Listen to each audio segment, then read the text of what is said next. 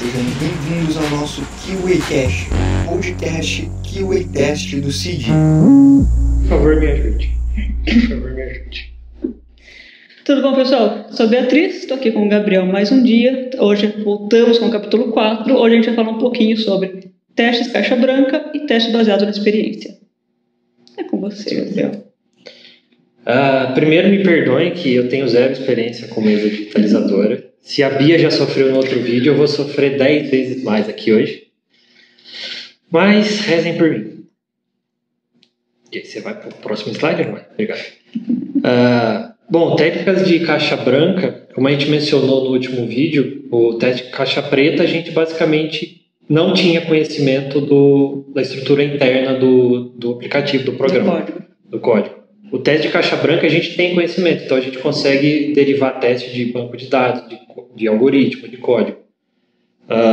No Syllabus ele menciona basicamente duas técnicas de teste de caixa branca, que são os que a gente vai mencionar aqui hoje. Antes de começar, vou falar só um disclaimer que o jeito que eu vou mostrar aqui foi o jeito que eu aprendi, que eu usei no meu CTFL já tem uns 3, 4 anos. A Bia já falou pra mim, na minha cara, que o jeito que eu aprendi não faz sentido pra ela. Porque assim, a gente aprende de formas diferentes. O jeito que eu aprendi, o jeito que o Gabriel explica não faz sentido pra mim. Porque assim, eu aprendi de outra forma que pra mim é muito mais claro e eu não consigo entender com outro jeito. Eu aprendi de uma forma que é um curso pago que ensina, então depois a gente pode até citar um pouquinho como é. Mas cada um tá fazendo de um jeito. Mas assim, acho que no fundo são só jeitos diferentes de explicar o mesmo conceito. E outra coisa também, o jeito que as questões de caixa branca caíram na minha época foi diferente do que caiu com a prova quando a Bia fez. E pelo que a gente tem visto, está meio diferente também com as provas ultimamente. E muitas vezes está intercalando as técnicas. O jeito de cair essa técnica. Porque assim, na minha prova foi num exemplo de fluxograma, na do Gabriel foi código. Código que nem vai mostrar aqui. E de quando a gente está acompanhando isso aqui no CID, está intercalando. Uma prova é fluxograma, uma prova é código. Então assim, a gente está vendo muito intercalando. Então seria legal saber um pouquinho aí de ambos. Mas assim, o conceito independente acho que é o mesmo. Então vamos lá, Deus me ajude. O primeiro é teste e cobertura de instrução. Lá no título vocês já podem ficar de olho que vira e mexe esse tipo de técnica aparece como comando, sentença ou declaração, além do instrução. É um adicional a mais aqui para dar trabalho para a gente, para decorar como ele vai se referir a essa técnica. E aqui o que a gente trouxe. A gente tem um pequeno código ali na esquerda do slide e que no fluxograma da direita ele está só traduzido para conseguir analisar melhor. Então, o que o técnica de instrução menciona é que a gente deveria criar teste para analisar somente quando tem alguma ação, alguma coisa saindo de um dos ifs. Então, por exemplo, nesse exemplo nosso aqui, a gente cobriria somente as duas... Para vocês acho que não apareceu nada, mas para mim aqui apareceu. Somente as duas saídas verdadeiras do if, porque é quando a gente tem algum tipo de ação. Nos dois casos aqui a gente tem uma variável, se não é nada, mas pode ser, por exemplo, um print. Vocês concordam que nos dois casos aqui onde a gente tem o false nos dois ifs, não tem nada, ele simplesmente segue o jogo. Então, a instrução é isso, é a gente testar só quando tem alguma ação explícita saindo do if. E eu trouxe 2 test cases aqui para a gente analisar. Cadê aqui? O primeiro, pegando, por exemplo, a gente tem experiência igual a 20 e título igual a júnior. Então, se a gente for no primeiro if aqui, ele fala se experiência for maior que 5 e título igual a júnior. O nossa experiência é 20 e o título igual a júnior, ou seja, é true. Ele passaria para cá e aqui, de novo, ele viria para o próximo if.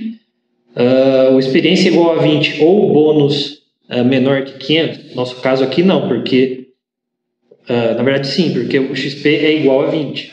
Então aqui a gente viria para o outro true e sairia da condicional. Ou seja, esse primeiro test case a gente teria 100% de cobertura de instrução, porque passaria pelos 2 trues, que nesse caso específico é onde tem as ações do if.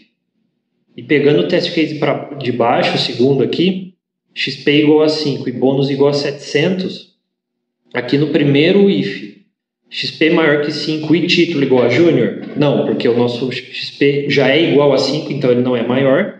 Então a gente já viria aqui para baixo para o false. Para o segundo if, XP igual a 20? Não.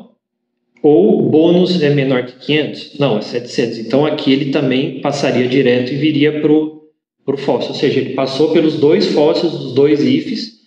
Nesse caso a gente diria que tem uma cobertura de instrução de 0%. Porque ele não passou de nenhum dos dois trues, dos dois ifs cobrindo as ações. E o próximo, que é a cobertura de decisão ou desvio, do mesmo jeito que a gente fez a análise do instrução, a gente pode fazer por decisão, mas o que eles têm de diferente? O decisão, a gente tem que passar por literalmente as duas saídas do if, independente se tem alguma ação ali ou não. Então, por exemplo, eu vou direto para os test cases para a gente ver a diferença na prática.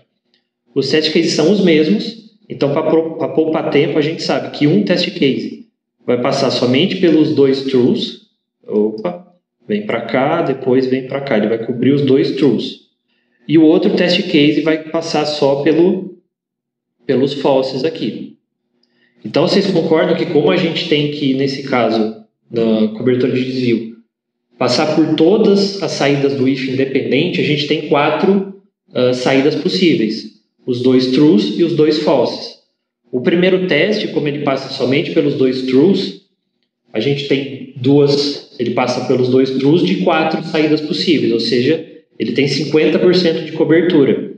E o segundo teste, ele passa pelos falses, ao invés de passar pelos trues, a mesma coisa, ele passa por 2 decisões de 4 possíveis, ou seja, a gente também tem 50% de cobertura de decisão aqui. Bom, então com isso, com os 2 testes que a gente teve cobertura de decisão, cada um cobriu 50%, ou seja, a gente precisou de 2 testes para cobrir 100% de cobertura de decisão. E se a gente voltar aqui, a gente viu que do instrução a gente precisou de um teste só. E o que isso quer dizer? Até isso cai em questão na prova, eles cobram isso. 100% de cobertura de decisão, apesar de a gente ter precisado de mais teste para cobrir tudo, 100% de cobertura de decisão, a gente tem certeza que cobre 100% de cobertura de instrução. Isso, falei certo, né? Isso mesmo. Porque, querendo ou não, quando a gente completa a cobertura de decisão, faz 100%, a gente já passa pela instrução. Como a gente viu aqui. O instrução era só garantir os 2 trues. Não precisava de mais nada. No decisão, a gente cobriu tanto os 2 trues quanto os 2 falses. Então, a gente... cobertura de decisão ela é mais completa nesse sentido. Algo mais para acrescentar? É isso mesmo. É que, como a gente disse ali no início, o jeito que o Gabriel explica, para mim não faz tanto sentido, então eu não sei também complementar. Eu analiso de forma diferente, mas toda a teoria é isso mesmo, Gabriel. Mas, resumo da obra que eu sempre passo para o pessoal é cobertura de decisão. Tem que passar pelas 2 saídas do if. Cobertura de instrução tem que passar pela saída que tiver alguma ação, seja o if, seja o false. Você tem que cobrir as ações. E a decisão por qualquer saída que tenha, sendo true. Ou false ou não tendo nada. Isso. Aí partindo agora para técnicas de teste de experiência, com base na experiência do testador ou no dedo podre. Essas são técnicas que basicamente a gente usa as nossas habilidades, experiências e intuição com projetos anteriores, com situações parecidas que a gente já passou. Essas técnicas ajudam a gente a até identificar testes que não são facilmente identificados, já que a gente sai um pouco da caixinha, a gente tem uma certa liberdade dependendo da técnica. A gente também pode aproveitar das técnicas de caixa branca, caixa preta que a gente mostrou, para complementar essas técnicas.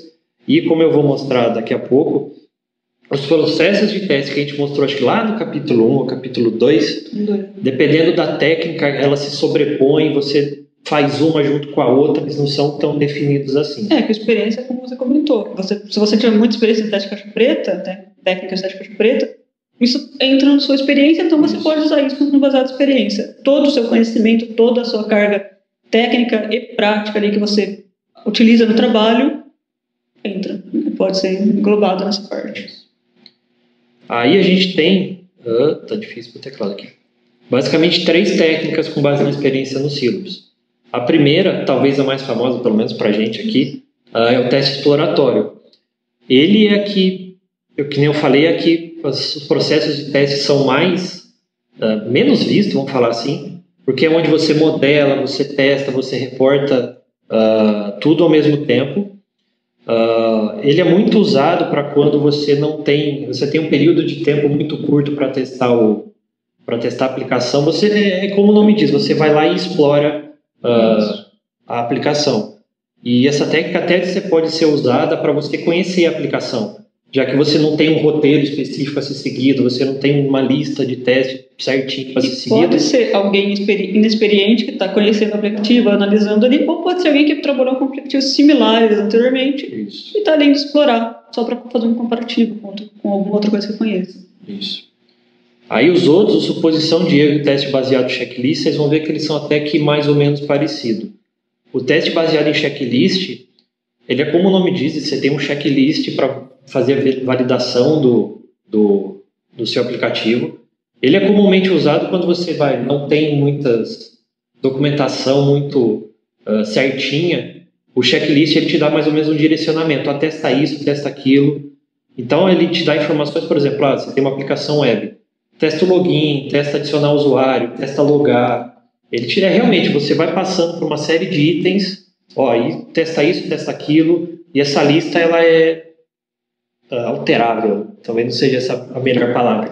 Você consegue adaptar ela de acordo com a necessidade ali do projeto, do aplicativo que você está, de acordo com a necessidade do momento. Isso. Então você pode mexer, criar uma lista nova.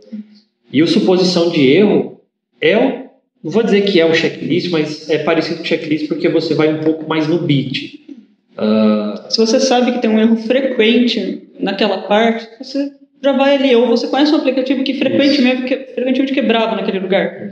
É ali que eu vou tentar supor um erro, é ali que eu vou testar para procurar um pouquinho mais.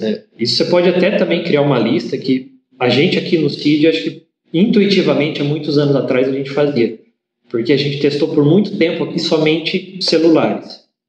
Então vinha celular, tinha atualização de Android, modelo diferente, mas a gente sempre sabia, quando acontece isso, quando vinha um celular novo, quando tinha uma atualização de Android, testa isso aqui nessas condições que vai dar falha. Mesmo que inconscientemente a gente já tinha essa noção. Isso era suposição de erro. É você chegar e já saber, com a experiência que eu tive em projetos similares, ou até com o desenvolvedor, você já conhece o desenvolvedor, você fala, ele não é muito bom nisso, ele sempre tem dificuldade nisso. Se eu for nesse ponto aqui, provavelmente vai dar problema. E eu acho que eu vomitei os 3 mais rápido que eu imaginava. Algum comentário? Não, base na experiência é isso. Você basear na sua experiência e explorar ali o aplicativo baseado no seu feeling ali, nos erros que você já conhece. Então, não tem muito a acrescentar. Eu só lembrei de um detalhe. Eu vou voltar um pouquinho para o teste exploratório. Na verdade, é um pouquinho de spoiler do CTF-LAT. Pelo jeito que eu falei, parece que o teste exploratório é um pouco de anarquia. É você chegar, você pega o aplicativo na tua mão, sai mexendo ali e acabou, a Deus dará. Mas existe sim um certo nível de controle que a gente chama de carta de teste, que é o roteiro do teste exploratório. A gente vai testar isso, por quanto tempo... E normalmente a carta de teste também é feita por algum tester mais experiente. Isso. Então, por exemplo, se eu cheguei hoje inexperiente sem saber nada, o Gabriel queria uma carta de teste, ele já conhece o aplicativo, ele queria uma carta de teste para onde eu começaria a explorar de acordo com ali algumas diretrizes dele. Há muito tempo atrás, só depois que eu comecei a estudar o CTF-L, que eu percebi que eu já fazia sessões de teste exploratório, que o meu time, uma vez por semana, geralmente uma vez por mês, não lembro, a gente realmente se juntava numa sala, pegava um desenvolvedor e falava, a gente vai testar esse aplicativo aqui. A gente definia, vai testar isso, por quanto tempo. O desenvolvedor estava lá para ajudar a gente, para tirar dúvida. Então, depois de muito tempo eu descobri que eu já fazia sessão de teste exploratório com uma carta de teste desde faz muito tempo. Mas, de novo, carta de teste não cai no Foundation, é mais para vocês saberem que existe. Isso Tanto é conteúdo que pro parece AT. que a gente jogou aqui teste exploratório como uma anarquia, como faça o que quiser, porque o Foundation não se aprofunda muito no que é o exploratório, porque todos esses detalhes do exploratório estão ali um pouquinho mais do TFL AT. Então, pra gente aqui da Foundation, o exploratório é um pouco mais básico ali, né? Aí eu acho que Fechamos. Rest in Peace, capítulo 4. Então, fechamos o capítulo 4. A gente volta em breve com o capítulo 5. E curte, dá like, compartilha aí, por favor. Live long and prosper, pô. Falou. Valeu.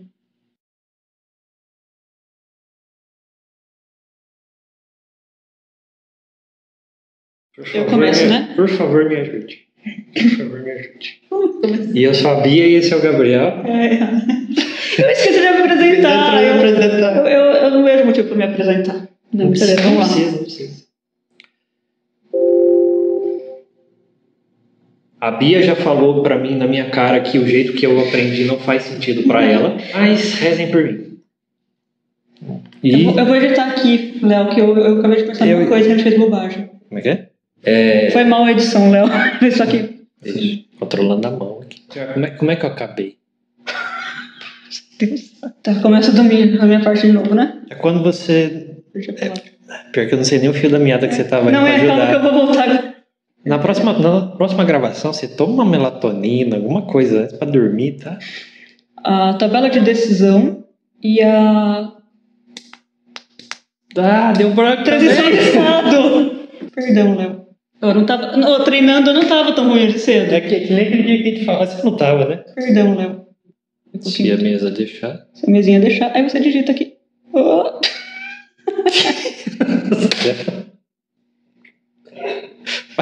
A mesa de Isso aqui não me correto, mas não. A mesa... Você passou do psicotécnico? Tô pensando onde eu posso recomeçar. Nossa, Léo.